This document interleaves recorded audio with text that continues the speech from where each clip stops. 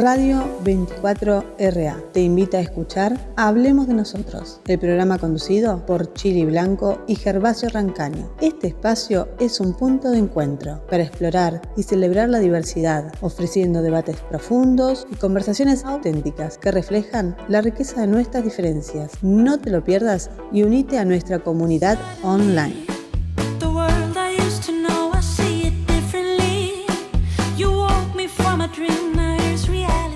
Buenas noches a todos, bienvenido al primer programa de Hablemos de Nosotros, un lugar de encuentro, aprendizaje y de comprensión hacia las diversidades. Los acompañamos en este viaje hacia la igualdad, nosotros sus conductores. Mi nombre es Gervasio Rancaño y mi compañera es Shirley Blanco. Buenas noches, Gerva, ¿cómo estás? Buenas noches a todos los que nos acompañan esta noche y esperamos que sean muchísimas noches más. Bueno, Gerva, te cuento y le cuento a la audiencia de qué se va a tratar más o menos nuestro programa, qué va a abarcar. Nosotros vamos a abordar la diversidad en la mayor extensión posible. Tendremos segmentos de historia, noticias, series, películas, opiniones, entrevistas, anécdotas y un segmento de interacción con el público. Eso nos interesa muchísimo. Que la gente se comunique con nosotros, que cuente sus historias, que nos cuente sus opiniones sobre las determinadas cosas que vayamos hablando en el programa, ¿sí? Donde van a poder también acercar sus dudas sobre sexualidad y género con total libertad. Lo que nos importa básicamente es que se sientan cómodos, libres y totalmente que puedan expresarse en su mayor posibilidad, ¿no? Para eso es este programa, que va a ser transmitido todos los viernes de 20 a 21. Y luego nos podrás encontrar en la radio de www.ra24.com.ar y en el canal de YouTube @24ramedia y en los Instagram de @24ramedia y Facebook 24ramedia. Una vez vendido todo, vamos a empezar con el programa propiamente dicho, si te parece. Lo vendimos, lo estamos vendiendo a full. Acá. Así vamos a empezar a vender todo, estamos cotizando. Hoy les traemos en nuestra sección de historia, ¿te parece bien, Chili? Sí, me parece el día bien. De por qué nació el 28 de junio el Día del Orgullo y por qué nació la bandera del orgullo. ¿Quieres empezar vos? Sí, quisiera contarle a la gente que en principio nosotros teníamos una idea del programa y nos pusimos a pensar de qué forma podíamos arrancar, ¿no? Como para más o menos entender un poco sobre qué contenido deberíamos de tener de aquí en adelante. Y para eso es necesario ir a la historia, ¿sí? Es importante conocer de qué forma comenzó todo esto, qué situaciones vivieron personas en un pasado y también para poder reconocer de qué forma llegamos a donde estamos. A todos nos Y construye también nuestra valorar. historia, ¿no? Sí, por supuesto. Distintas también experiencias en otras partes del mundo que coinciden y no tanto con las nuestras, así que también está bueno en un futuro ir contando un poquito sobre eso. Pero ahora vamos a arrancar de por qué festejamos cada 28 de junio el Día del Orgullo, ¿sí? Bueno, les voy a contar en una forma de cuentito para que quede claro, ¿sí? Es fácil olvidar sus orígenes solemnes en una marcha que conmemoró, Está bien, vamos Chili. Conmemoró los enfrentamientos entre la policía, manifestantes frente a un bar gay en Nueva York, el Stonewall Inn. La cobertura de los medios de lo que hoy se conoce como los disturbios de Stonewall reflejan las actitudes homofóbicas de esa era. A fines de la década de 1960, la mayoría de los estados de Estados Unidos era ilegal completamente la homosexualidad y no había ni una sola ley que los protegiera a los homosexuales de la discriminación y no había políticos abiertamente homosexuales o íconos de la cultura pop. En Stonewall abrió sus puertas como un club gay en 1967 en el corazón del barrio de Greenwich Village en Manhattan. A pesar de los vientos progresivos que azotaban a la nación, Nueva York era famosa por su estricta aplicación a las leyes contra los homosexuales que hacían peligroso que los homosexuales se consagraran en público y mucho más en un bar, por ejemplo, encontrarse en lugares públicos. La mafia intervino para cosechar sus beneficios, para evitar las regulaciones estatales que prohibían a los homosexuales servir bebidas alcohólicas. El mafioso Tony el Gordo Lauría, famoso mafioso, estaban todas, operaba el Stonewall como un club privado. Dato de color, de ahí proviene el nombre de Tony el Gordo de los Simpsons. Exacto, sí. Para todos los que son fanáticos de los Simpsons saben de lo que estamos hablando.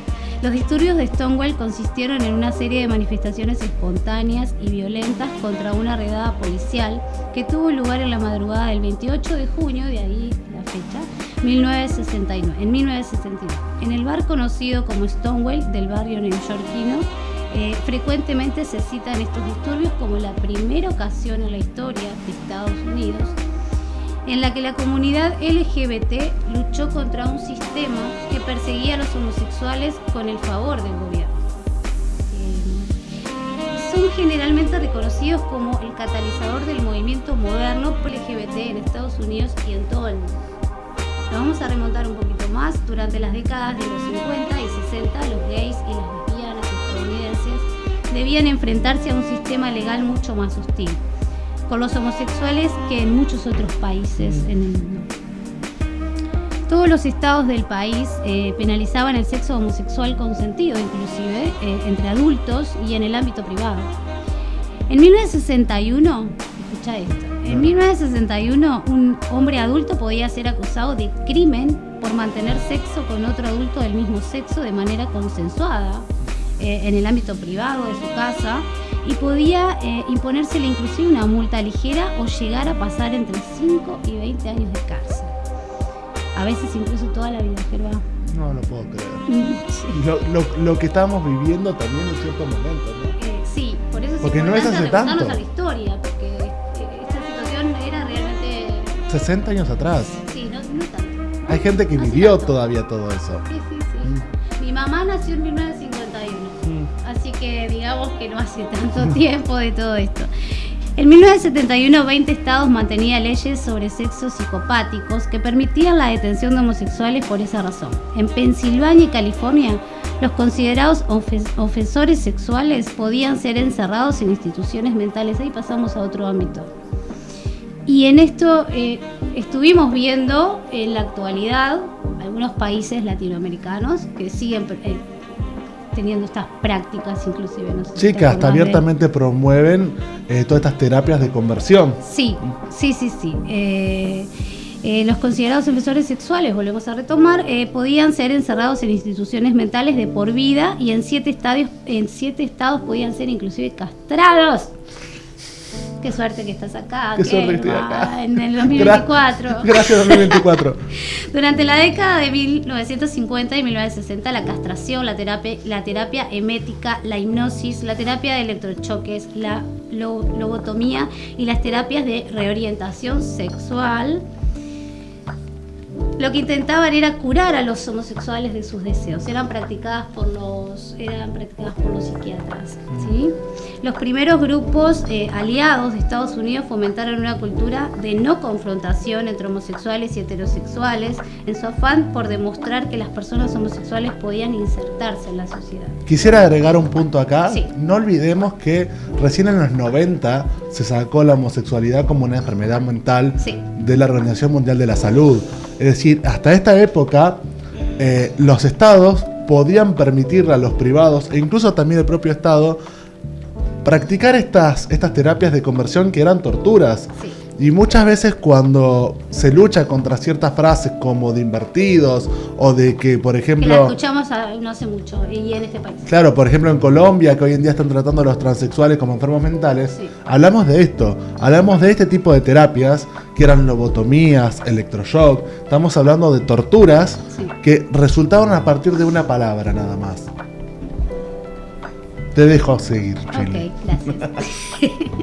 Sin embargo, los últimos años de la década de 1960 fueron turbulentos debido a la confluencia de varias reivindicaciones sociales, como el movimiento afroamericano pro derechos civiles entre 1955 y 1968, la contracultura de los 60 y las manifestaciones contra la guerra.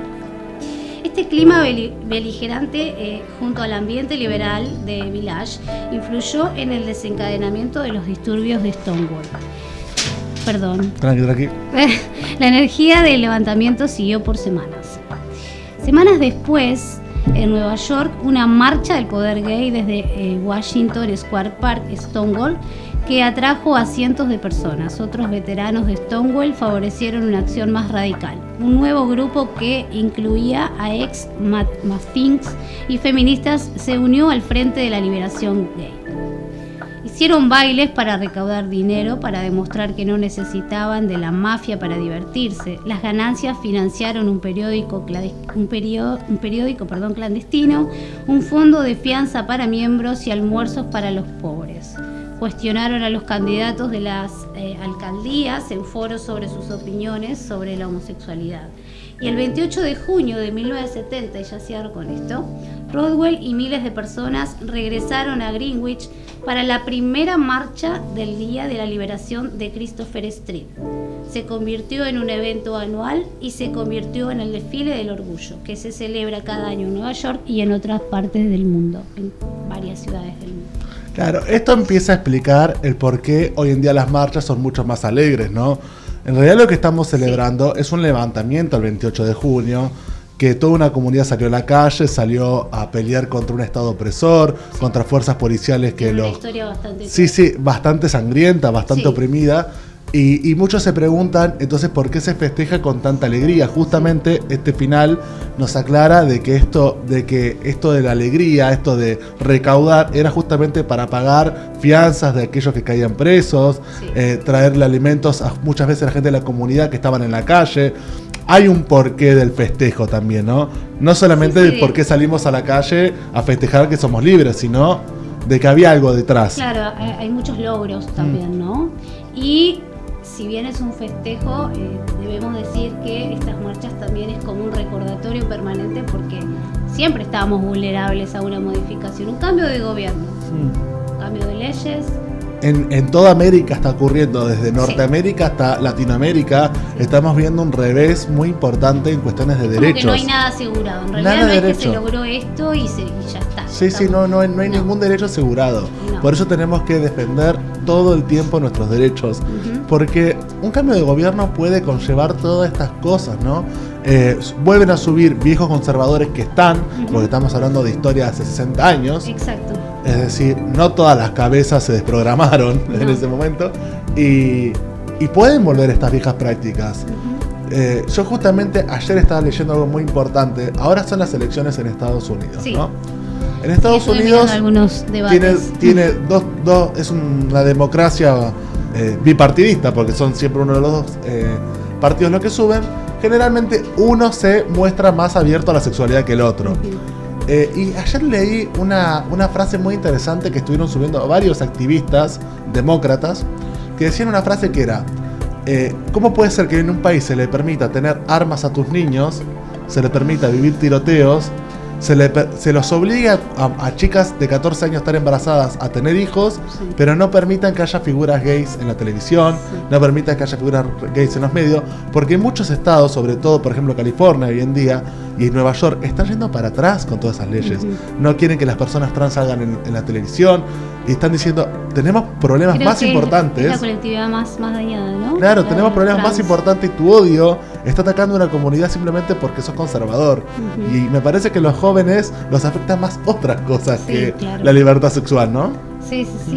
De hecho, hoy en día eso ha cambiado mucho en el mundo entero, entonces ahora es como que nos damos cuenta. Yo el otro día estaba mirando un podcast de una chica muy interesante, todas las entrevistas que tiene, y entrevistaba a una persona homosexual y contaba sus anécdotas de 1960, ¿no? Que también, bueno, él se sentía que algo estaba mal en él, entonces como que decide acudir a un psiquiatra, que después se confirmó que las prácticas que él hacía no solamente eran ilegales, sino que no funcionaban, no eran eficientes. También nombró parte de esto que hablábamos hace un ratito de las terapias de conversión, ¿sí?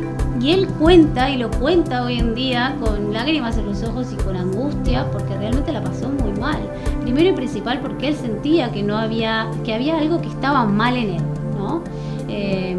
Entonces hoy nos damos cuenta, con otra mentalidad, inclusive nuestros abuelos ya empiezan a pensar distinto, empiezan a observar otras cosas y ya empiezan a aflojar un poquito aquellas mentalidades. Pero en esa época él era un chico de 18 años y sentía que algo estaba muy mal en él, ¿sí? Era normal pensar que yo debo estar enfermo, algo está mal conmigo, como para poder acudir a un psiquiatra en forma... fue solo, no es que fue con los padres ni nada, él esperó ser mayor para poder pedir ayuda y terminó cayendo en prácticas prácticamente inhumanas, ¿no? Desde la ignorancia Ella, pero también realmente él sentía que él estaba enfermo. Sí, es muy loco Era como algo muchas que era- veces, cuando escuchamos viejas historias de los estados, se condenaban más las prácticas sexuales que las prácticas violentas, ¿no? De Sí. repente tenías personas que eran realmente peligrosas para la sociedad. Como que estaba en nuestra naturaleza. Y era como, bueno, era en ese momento estaba bien visto.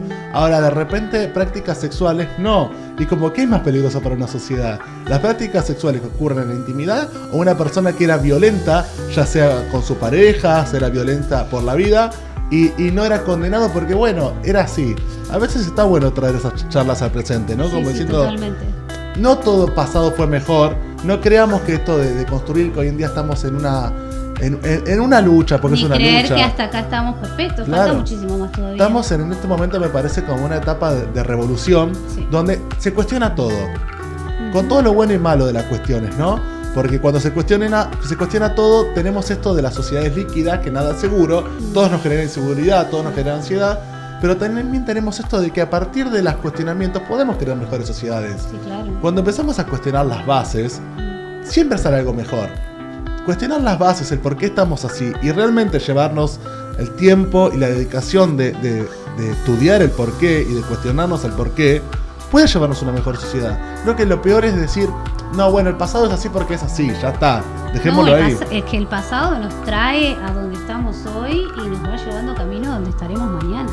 Y por suerte hubieron personas que lucharon y mucho, pese al sacrificio que hicieron y al sufrimiento que pasaron, para que hoy nosotros podamos tener una cierta libertad que, como decíamos antes, tampoco es segura ni es para siempre, hay que cuidarlo mucho, porque no sabemos qué puede pasar. Bueno, yo por ejemplo te traje otro segmento de historia, si se me permite, Sí, ¿no? que es explicar cuándo nació y cómo nacieron los colores de la bandera de la diversidad LGBT. Sí.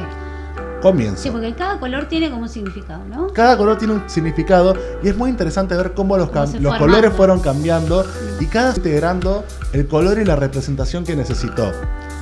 Comienzo. La bandera del orgullo LGBT fue popularizada en 1978 como símbolo del orgullo por su creador Gilbert Baker, artista nacido en Kansas. La versión original con 8 franjas multicolores en sentido horizontal fue diseñada a pedido por el líder gay Herbie Milk. La versión actual consiste en 6 franjas de colores rojo, naranja, amarillo, verde, azul y violeta, que reproducen el orden de los colores del arco iris. No obstante, posteriormente fue adoptada como la bandera de la diversidad, aunque los integrantes del colectivo remarcan su origen e identificación con su causa. Gilbert Baker, nacido en 1951 y criado en Parsons, Kansas, había servido en el ejército de los Estados Unidos entre 1970 y 1972. Después de una baja honorable, Baker aprendió a coser por sí mismo. En 1974, Baker conoció a Harvey Milk, un influyente líder gay, que luego desafió a Baker a idear un símbolo de orgullo para la comunidad gay. Las banderas del orgullo gay ondearon en la celebración del desfile de la libertad gay en San Francisco el 25 de junio de 1978. Antes de ese evento, el triángulo rosa se había utilizado como la comunidad LGBT, a pesar de representar un capítulo oscuro en la historia de la homosexualidad. El régimen nazi había utilizado el triángulo rosa para identificar y estigmatizar a los hombres internados como homosexuales en los campos de concentración. En lugar de depender de una herramienta de opresión nazi, la comunidad buscó un nuevo símbolo inspirador. Un amigo cercano a Baker, el cineasta independiente Arthur Jr., lo presionó para que creara un nuevo símbolo en los albores de una nueva conciencia y libertad gay. Según un perfil publicado en el periódico Bay Area Reporter, en 1985, Baker eligió el motivo del arcoíris debido a su asociación con los movimientos hippies de los años 60, pero señala que usó el diseño que remonta al antiguo Egipto. Baker también pudo haberse inspirado en la canción de Judy Garland, Over the Rainbow. Recordemos que Garland está entre los primeros iconos gays. Además, Baker probablemente fue influenciado por la bandera de las razas, con 5 franjas horizontales, roja, blanca, marrón, amarilla y negra, popular entre el movimiento por la paz mundial y el movimiento hippie de la década de 1960. El diseño de la bandera original tenía 8 franjas, con un significado específico asignado a cada uno de los colores. El rosa significaba el sexo, el rojo era para la vida, naranja la curación, amarillo luz solar, verde naturaleza, turquesa magia y arte, índigo la serenidad y violeta el espíritu. Después del asesinato del supervisor gay de la ciudad de San Francisco, Heather Milk, el 27 de noviembre de 1978, la demanda de la bandera del arco iris aumentó considerablemente. En respuesta, la Paramount Flag Company comenzó a vender una versión que utilizaba telas de arco iris estándar con 7 franjas: rojo, naranja, amarillo, verde, turquesa, azul y violeta. Cuando Baker aumentó la producción de su bandera, también abandonó la franja de color rosa porque la tela de ese color no estaba disponible. En 1979, la bandera fue modificada nuevamente, con el objetivo de decorar las farolas a lo largo de la ruta del desfile con cientos de estandartes arcoíris. Baker decidió que el motivo era con 2 números pares de rayas flanqueando cada poste de luz.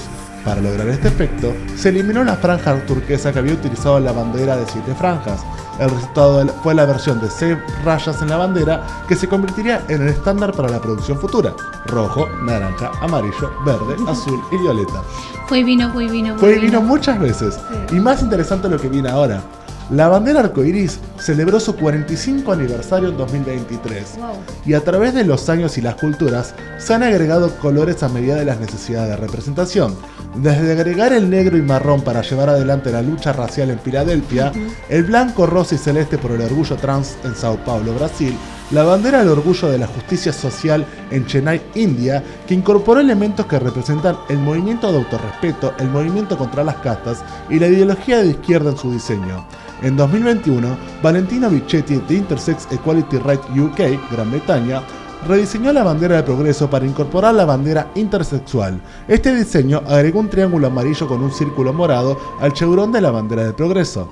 El año 2022, desde el Departamento de la Diversidad Sexual del municipio de Santiago de Chile, se rediseñó la bandera del orgullo incorporando 2 líneas de colores asociadas a la bandera lésbica, a propósito de que los colectivos lésbicos no se sentían representados con los colores actual de la bandera. Nosotras siempre en siempre contra de todo.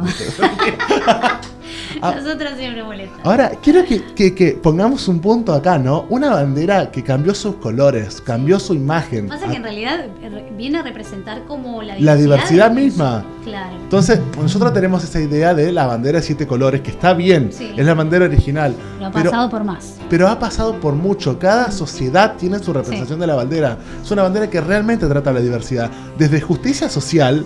En India estamos hablando de ya una bandera con cuestiones políticas de izquierda, hasta de repente en Santiago de Chile, que estamos hablando de que se tuvo que incorporar líneas para las mujeres, que ya estaban supuestamente incorporados, pero decían, no, queremos agregar más todavía, porque hay algo que no nos sentimos incluidas. Y no se discute, porque eso es la diversidad. La diversidad es un frente amplio, ¿no? Es como... el frente amplio, es respetar al otro, es entender que la representación, la voz, es necesaria que todos nos sentamos representados. No es decir, bueno, el pasado es esta bandera, le quedó esto, ya está, estate contento con esto. El mundo mismo. No, somos la diversidad, nos tenemos que ayornar al mundo y a las necesidades. Sí. Nombraste el triángulo rosado y me vino a la cabeza un documental que de la bandera original estamos hablando, del triángulo rosado. Que nos recomendó Manuel, un amigo, que la verdad que es espectacular, el documental es muy bueno. Yo lo venía como pateando y un día me senté a mirarlo y dije, wow, con razón me insistía tanto, ¿no? Se llama El Dorado, lo que los nazis odian, si no mal recuerdo, creo que se llama algo así. Y bueno, cuenta la historia también, y más o menos en 1930 en realidad, cuando todavía Hitler no tenía el poder total, pero fue contando en la medida que fue como obteniendo el poder hasta tenerlo, ¿no? Yo lo recomiendo el documental porque está muy interesante, es una época que nada que ver con la nuestra y era mucho más difícil, ¿no? En esa época poder ser, específicamente habla de los queer, ¿sí? El Dorado era un bar en el que frecuentaban y se reunían los queer. Pero cuando llega la parte del Holocausto, a ellos les ponían, es correcto, yo lo vi en ese documental también, le ponían un triángulo rosa que identificaba. Y el tratamiento para los homosexuales no era igual que para el judío común, era bastante más cruel. Y bueno, muchísimo de ellos. En ese documental cuenta historias específicas de romances específicos. Y bueno, me parece que la estoy contando y podríamos contarla. La podríamos dejar para otro día, pero muy interesante como... Pero bueno, nada, me vino a la cabeza sumar esto que es histórico de Sí. La representación del homosexual hasta ese momento era un triángulo rosa que se nos usaba para estigmatizar. O sea, claro, era nuestra única representación, era un castigo. Era como una burla. Sí, un castigo, ¿no? Y una burla. Sí. Por eso fue necesaria una representación real. Claro, ellos como que sobresalían del resto, de este es homosexual. O sea, claro, encima de estar en un campo de concentración, no solamente es un preso, sino que es un preso homosexual, o sea, más apartado todavía, sí, ¿no? Totalmente. No, lo que ha vivido la comunidad no tiene nombre a través de la... No tenemos idea del sufrimiento, porque uno lo puede imaginar, podemos sentarnos acá y contarlo, y contar la historia, y leer páginas y páginas y páginas y datos, pero realmente haber vivido toda esa época debe haber sido muy fuerte. Por eso es que es tan interesante que podamos conseguir entrevistas, ¿no, Chili? Sí, eso nos encantaría. Sí, nos encantaría entrevistas, nos encantaría poder interactuar con la gente también, por favor, eso sería súper rico. Bueno, si se quieren entrevistar con nosotros, si quieren acercarse, quieren contarnos sus historias, se pueden comunicar por las redes de la radio o por la red de nuestro programa, que es @hablemosdenosotros.ok en Instagram. Y pueden venir acá, pueden contarnos sus anécdotas, pueden contarnos qué fue de su vida y explicarnos esa lucha que es ser parte de la diversidad, porque es una lucha día a día, ¿no? Sí, totalmente. Es necesario esas voces. Cada uno tiene su historia, ¿no? En qué momento se dieron cuenta, cómo se dieron cuenta, qué sintieron, cómo fue enfrentar esa realidad para el momento de la vida que estaban pasando en ese momento, en qué momento fue. O sea, nos gustaría mucho escuchar historias, porque nos parece como muy interesantes. Así que por favor, si les interesa, búsquennos y se comunican con nosotros y haremos una entrevista con sumo respeto, en igualdad de condiciones, y que se los escuche, que es lo importante. O familiares también, ¿no? Sí. Que mencionábamos. Bueno, quería pasar al siguiente segmento, si es posible, si te parece bien, Chili. Bueno. Te quería traer las noticias. Te traigo una noticia nueva que es que... Vamos a hablar de noticias de actualidad, ¿no? Noticias de actualidad, noticias del mundo. Te traigo la noticia del presidente Bukele de El Salvador. Que anunció el jueves 27 de junio el despido de más de 300 personas empleadas por el Ministerio de Cultura por promover agendas incompatibles con la visión de su gobierno, relacionadas, según funcionarios afines y activistas críticos, con el enfoque de género. Promueven agendas que no son compatibles con la visión de este gobierno, que además ahorraremos fondos públicos en el proceso, escribió el presidente en la red social X, antes llamada Twitter. Bukele no mencionó a qué agendas o visión se refería, pero la semana anterior nombró como ministro de Cultura al ex docente Raúl Castillo para que vele por los valores de la familia tradicional salvadoreña. Como le prometí, dijo Raúl Castillo, como le prometí cuando usted me nombró en este cargo, mi compromiso es la protección y promoción de nuestros valores, nuestra cultura y los artes. Por ello, es impostergable la reestructuración en el ministro de Cultura. Qué interesante, ¿no? Era como... Lo que pasa es que Bukele es como que está a favor de la familia tradicional. Claro. Y de repente, cuando tenemos que hacer un recorte de gastos, qué interesante que siempre vaya por los derechos, ¿no? El recorte de gastos. Nunca va por el lado económico. Qué interesante, triste. Sí.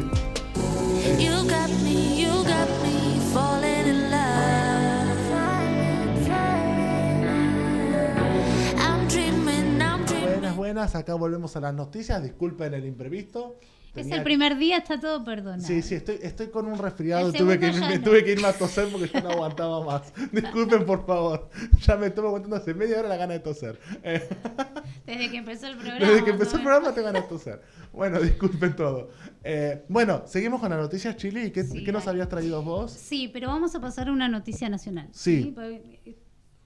Está bueno que podamos en cada programa hacer internacionales y nacionales, porque también para informarnos un poquito también del mundo y de acá, ¿no? No nos podemos olvidar de dónde vivimos. Bueno, de acuerdo al informe de la Federación Argentina LGBT, hubo 133 crímenes de odio, de los cuales 118 fueron agresiones contra mujeres trans. Lo que hablábamos antes, que es como la colectividad más afectada. Mataron a la Zoe. Le dijeron las chicas del Hotel Gondolín el sábado 11 de noviembre del 2023. Quienes llevaron la noticia fueron las empleadas de Casa Rosada, compañeras de trabajo, eso trabajaba en la Casa Rosada, con quienes la policía se había comunicado para avisarles que la mujer trans de 46 años había sido asesinada por su pareja. Durante el 2023 en Argentina hubo 133 crímenes de odio en donde la orientación sexual, la identidad y o la expresión de género de todas las víctimas fueron utilizadas como pretexto discriminatorio para la vulneración de derechos y la violencia. Esto explica el informe anual, el Observatorio Nacional de Crímenes de Odio de LGBT+, gestionado por la Defensoría LGBT, de la Defensoría del Pueblo de la Ciudad Autónoma de Buenos Aires y de la Nación junto a la Federación Argentina LGBT. La cifra significa un aumento respectivo del 2022, donde hubo 129 crímenes de odio. O sea, vamos en ascenso con esta situación. El año anterior habían sido 120. Vamos, ¿va creciendo o no va creciendo? Y mucho. Las personas más afectadas, como cada año, son en un 88% mujeres trans, travestis, transexuales. Después en un programa también vamos a desarrollar qué significa cada sigla, porque no todo el mundo lo sabe, inclusive uno no. Sí, es necesario ir desarmando eso. Claro, qué sigla es cada cosa, ¿sí? Para poder ir desarrollando un poquito más y conocer. Esto es 118 casos. Le siguen los varones gays con 7 casos, los varones trans con 3, las personas no binarias con 3 y las lesbianas con 2. Hay algo en esto de las mujeres trans que son las que más sufren, ¿no? Sí, son las más odiadas, pareciera, ¿no? Porque hay algo como en esto de que parece como que va en contra de la naturaleza, ¿no? Sí. Incluso peor que ser homosexual. Sí. Porque en una sociedad machista como la que vivimos, está peor visto incluso que un hombre quiera ser mujer a que quiera ser gay, ¿no? El hecho de querer abandonar tu masculinidad. Ahí es donde juega contra el machismo para el hombre. Claro, cuando querés abandonar tu masculinidad es cuando el machismo más se nota. Sí. Fíjate, los crímenes de odio principalmente son contra las comunidades transexuales de mujeres trans, ¿no? Sí. Y es impresionante cómo está aumentando, como vos estás diciendo, y que hay una correlación con los dichos de odio que estamos escuchando, me parece, ¿no? Sí, totalmente. Y están como obligadas a trabajar en la prostitución, en la calle. No tienen muchas más opciones porque hay tanta discriminación que ni siquiera tienen puestos laborales. Y esto, si bien estuvo un poco mejor durante un tiempo, ahora está volviendo a pasar. Hubieron varios despidos, estaba leyendo el otro día otra noticia también nacional, que hubieron como 300 despidos. Es un dato muy fuerte, ¿no? Porque, claro, en una sociedad donde no está regulada ya más el trabajo trans, que había un cupo del 7%, no estamos hablando de un 30%, de un 7% se exigía, el que las expulse, porque justamente cuando no hay un cupo, ¿quién va a querer tomar una mujer trans? No. Vamos a la realidad, en este tipo de sociedad, cuando vas a contratar a una mujer trans, no vas a elegir la mayoría de los empresarios. Y es por los prejuicios que se llevan, ¿no? Sí, claro. Y de repente el cómo me verán y si mi empresa va a seguir siendo valorada. Y termina siendo que estas personas sean expulsadas del régimen laboral en blanco y terminen cayendo en la prostitución, en la venta de drogas. No tienen muchas opciones. Y es terrible cómo puede ser que... Hay mucho prejuicio con respecto al tipo de vida que llevan, ¿no? Sí. Pero es como que es el huevo y la gallina. Claro, porque si elegís esa vida no tenés otra chance, Y te hacen creer eso, como diciendo, vos decidís cambiar tu género, bueno, vas a tener que vivir en la calle y prostituirte. Sí. Y es la única forma de sobrevivir. Porque no es que se elige, se sobrevive con eso. Sí, claro. Sí, no es una elección que uno pueda tener. Es más, pensémoslo bien, el único ámbito que hoy en día acoge a las sexualidades y al no género es el arte, ¿no? Yo diría. Y pensemos tranquilamente, ¿cuántos representantes transexuales tenemos en el arte? Tuvimos a Cris Miró. A Cris Miró, que ahora está en la serie, que hay que verla. Todavía no la he visto yo. Tenemos a Florencia de la B. Sí. Tenemos a Liz Italiani. Y después tuvimos algunas, Vanessa Show, Oriana Junco, pero realmente Oriana Junco. Siempre la mayoría con trabajos denigrantes, generalmente relacionados a puestos de panelista en el espectáculo, no porque sea denigrante, sino porque no les permiten ser más. Si vos ves una entrevista de otra época con Florencia de la B, con Mauro Viale, ¿era? Sí. Era terrible. Sí. La burla, la falta de respeto, o sea... Es como un show tener a ese tipo de personas en tu programa. Sí, total. Y en su momento era peor, ¿no? Porque era como, venía lo que traemos y cómo vamos a hacerlo sentir mal, ¿no? Como vos dónde votás, a qué baño entrás. preguntas completamente innecesarias Sí. y con ganas de generar daño nada más. Sí, sí. Y hoy en día, si bien hay una mejor posición, fíjate que tenemos gente totalmente formada, por ejemplo Costa, terriblemente inteligente, Sí, Costa. y que no le dan el espacio que tiene que tener, o de repente periodistas trans, C5N tenía una hace poco, ahora no recuerdo el nombre, y que tampoco reciben el lugar. Y son personas que son las que más se forman, son las que más les cuesta llegar, las que más se forman. Y esto, cuando hablamos a veces de la meritocracia, de vos estás mal porque querés o porque no te esforzaste, el llegar, La gente no tiene idea claro, cuando opina. en la diversidad te cuesta el triple llegar a los mismos puestos Sí, sí. que cuando sos una persona cis hetero. Entonces, la Y meritocracia cada se cae etapa por que sí pasaste de misma. tu Claro. vida tuviste que enfrentar bullying, falta de respeto, humillaciones, o sea, y llegaste y lo lograste y aún así una vez que lo hiciste no sos reconocido. Sí, por eso es tan importante la representación, Cargas tanto con eso. cultural, como podemos hablar de las series ahora, Sí. como estatal. Sí. Y hablando de series, El arte abre cabezas, ¿no? Te invita a pensar. Cada uno tendrá sus propias, su propio resumen Opiniones, de claro. opiniones de lo que haya visto, pero realmente te invita un poco a eso, ¿no? A que cada uno pueda también sacar sus conclusiones. sí, Pensar con exteriorizar lo libertad, que, claro. que de alguna forma no es algo objetivo jamás. Uno también trae consigo sus circunstancias, sus historias, sus experiencias. Es inevitable a la hora también de resumir, ¿no? Sí, pero las historias tienen que estar plasmadas. Lo que haga el televidente, lo que haga el espectador, Lo que te genera a vos es un tema es tu personal. tema. Ahora la historia tiene que estar, la tenemos que escuchar. No podemos callar las voces. Es lo interesante que en el arte esté esto. Y llevando eso, quería ahora empezar, si podemos, con otro segmento de series. Dale, arranquemos. Que vos me habías traído una serie, ¿no? ¿Querías empezar? Sí, yo estuve viendo la plataforma de Netflix hace ya un tiempo, no es que la vi recientemente, pero me pareció bastante interesante para traerla. Se llama Ni Una Más, es una serie española que cuenta en la era adolescente de los chicos en un colegio de alta clase social, aparentemente, donde los padres están bien económicamente y donde los chicos tienen sus problemas de adolescente, ¿no? En las nuevas generaciones de hoy, con la libertad que suelen moverse hoy en día, pero seguimos estando en la misma sociedad machista y eso se ve en pequeños grandes detalles, ¿no?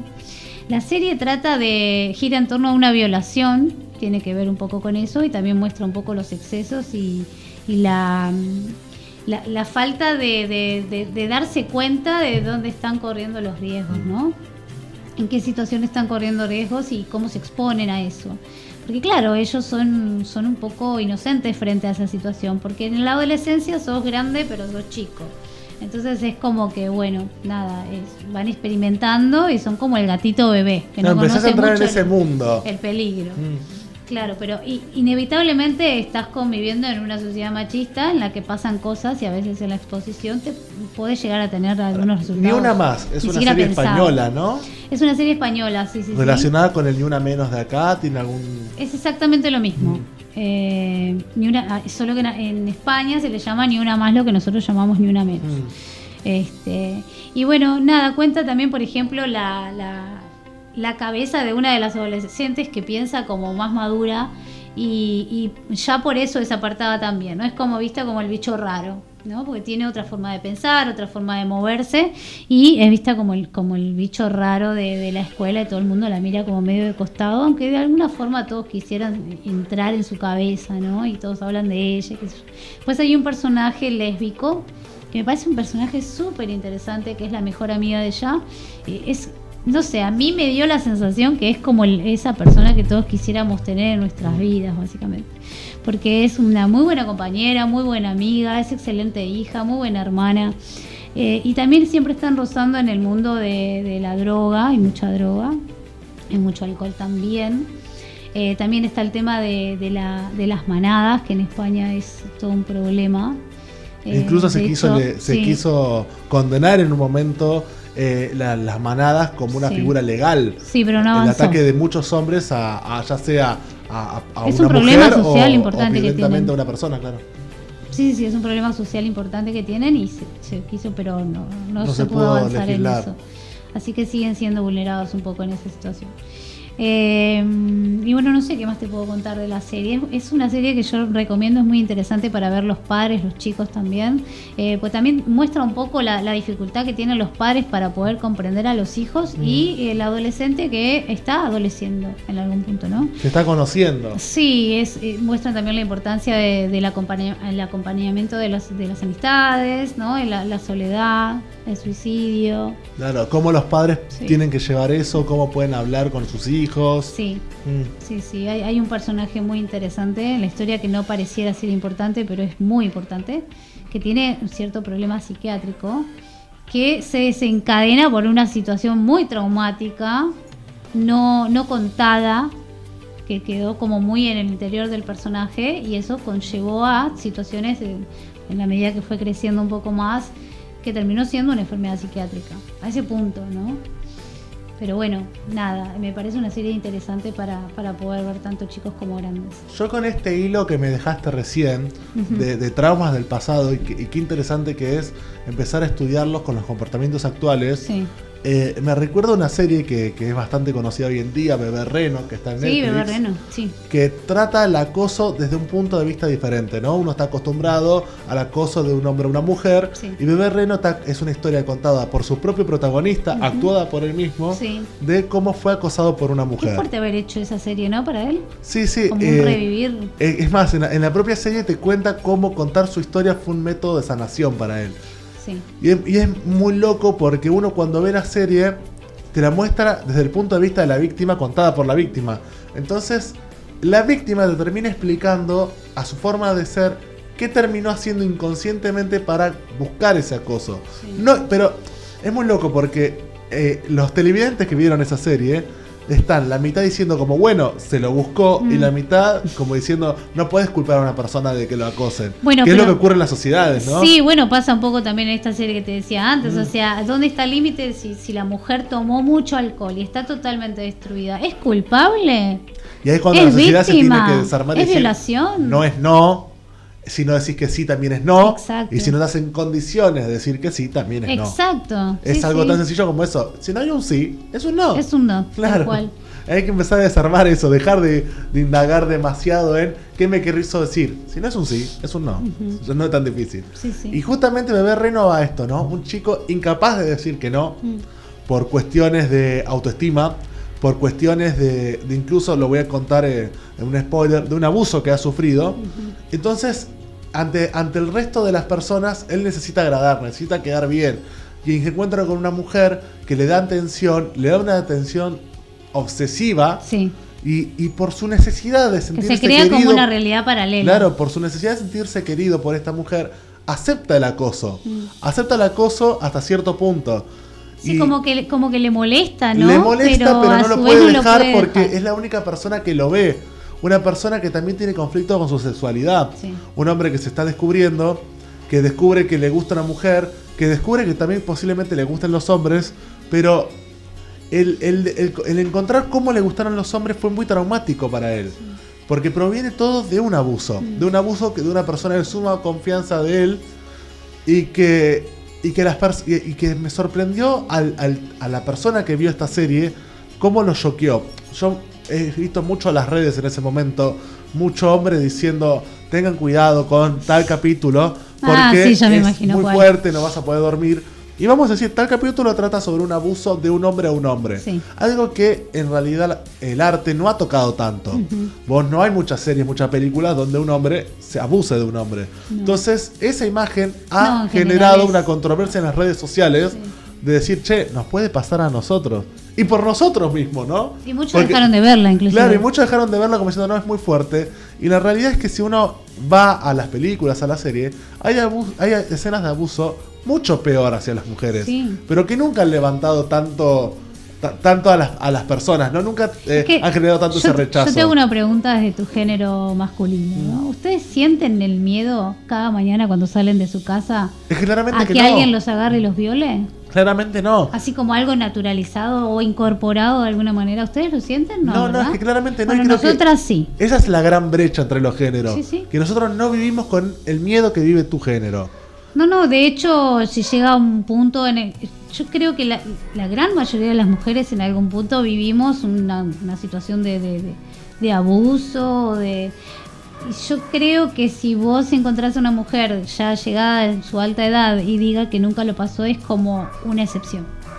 O no se anima a contarlo a veces también. No, pero digamos no que está diciendo la verdad. Claro.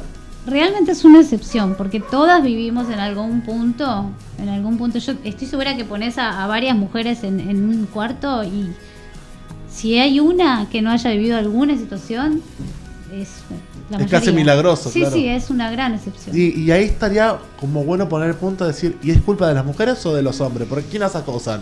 Los hombres. Entonces empecemos a soltar las culpas, ¿no?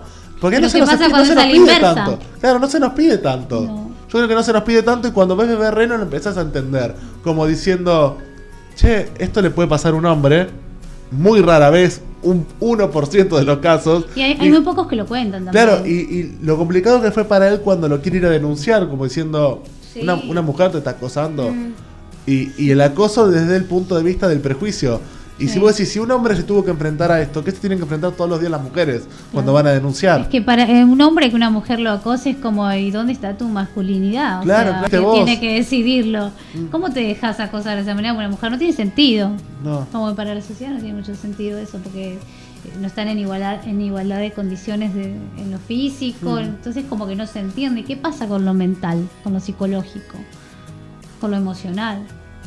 Y claramente yo creo que hay una carencia de los dos lados, ¿no? Sí, obviamente. Ella tiene su historia también. Hay una carencia de los dos lados, se encuentran en esta historia y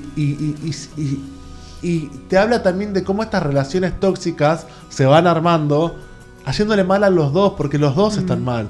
Por momento empatizás con el acosado y por momento empatizás con la acosadora, sí. Porque los dos son humanos, sí. Y los dos necesitaban ayuda de una sociedad que no se las dio. Sí.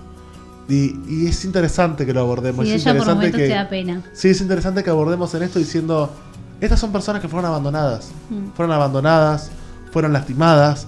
Y los monstruos no se generan solos, ¿no? No, claro que hay no. un porqué atrás claro. a veces.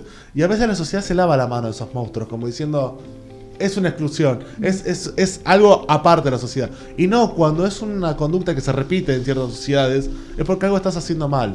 Y tenés que meterte, tenés que embarrar las manos. Tenés que empezar a decir, vamos a cambiar esto. Porque si no lo cambias, después lo lloramos, ¿no? Sí. Y me parece que es lo más trágico que nos está pasando hoy en día. Sí, aparte no se comprende, ¿no? No se entiende. Es como que no puede ser, no, seguro está mintiendo, no, seguro está loca, o sea.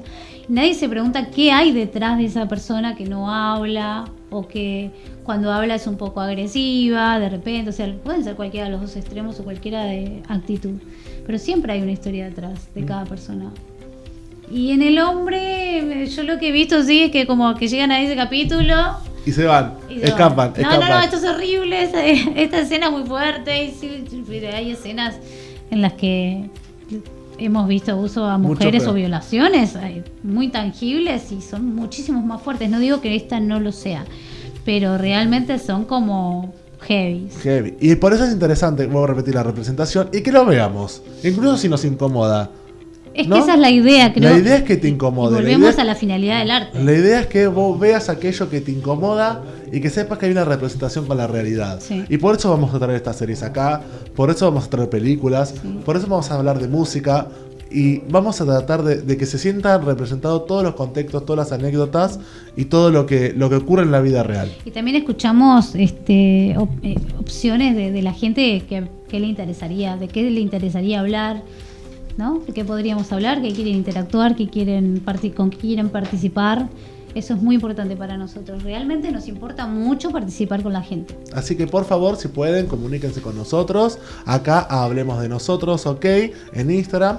O a las redes de la radio en @24RAmedia en Instagram, @24RAmedia en Facebook o @24RAmedia en YouTube. Y la web oficial es www.24ra.com.ar. por favor comuníquese con nosotros para que podamos hablar de la sexualidad, de los géneros, entrevistar, podamos hacer un programa donde haya algo dinámico entre los dos, ¿no? Que no seamos solo nosotros claro, en una mesa de queremos café. que salga algo monótono. No, la idea es que se abra justamente, que sea un programa a la calle, que sea un programa con la gente que pueda venir a contar sus historias. Sí, de hecho el nombre del programa lo elegimos como para eso, ¿no? No se trata de nosotros, o sea, de vos y de mí, sino de nosotros, de todos, ¿no? Que podamos contar lo que queramos hablar. Así que sin más les agradecemos el primer programa que nos acompañen y bueno, nos despedimos. Mi nombre es Gervasio Rancaño. Mi nombre es Shirley Blanco o Chili, como prefieran llamarme. Así que bueno, nos despedimos. Muchas gracias. Nos despedimos y nos vemos la próxima semana. Gracias.